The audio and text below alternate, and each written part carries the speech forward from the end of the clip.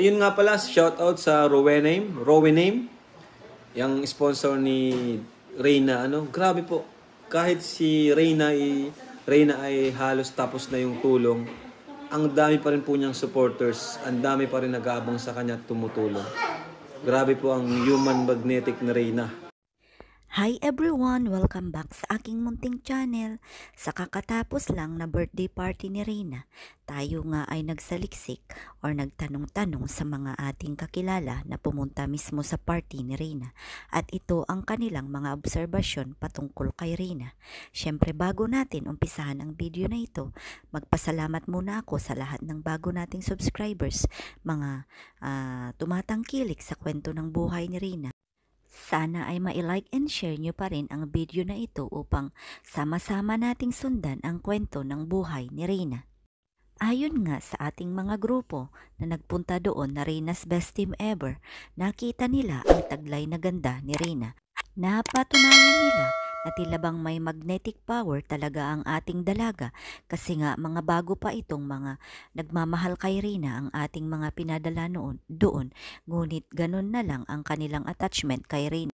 Masayang masaya ang ating team kahit na ilang oras pa ito ang nilakbay makita lang ang ating dalaga. Ayon din sa ating isang senior citizen na dumalo sa birthday party ni Reyna, hinding-hindi pa rin nagsisink in ang pagdalo niya sa kanyang birthday dahil napakaganda talaga ang aura at hugis ng mukha ni Reyna na ayon pa sa kanya, hindi niya ito matitigan talaga si Reyna sa mata dahil tila bang nauupos ito.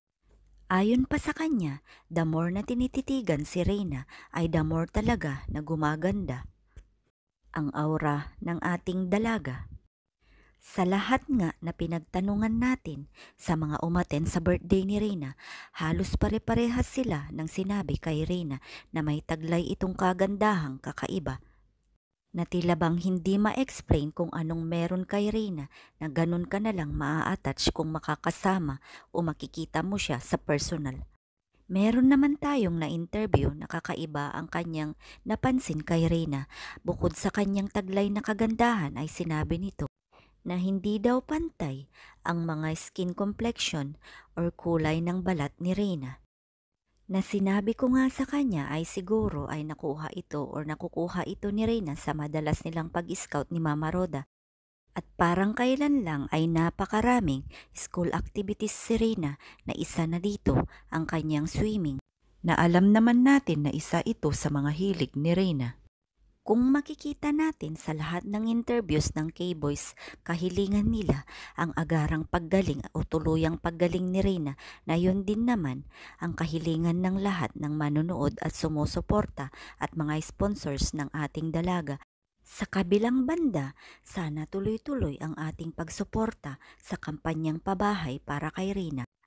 Upang sa ganun ay naway mapaumpisahan na natin sa lalong madaling panahon ang pangarap na pabahay sariling bahay ni Reyna. Para sa karagdagang impormasyon, i-message nyo lang ako sa Reyna's Best Team Ever na ating FB page. Maraming salamat and God bless us all.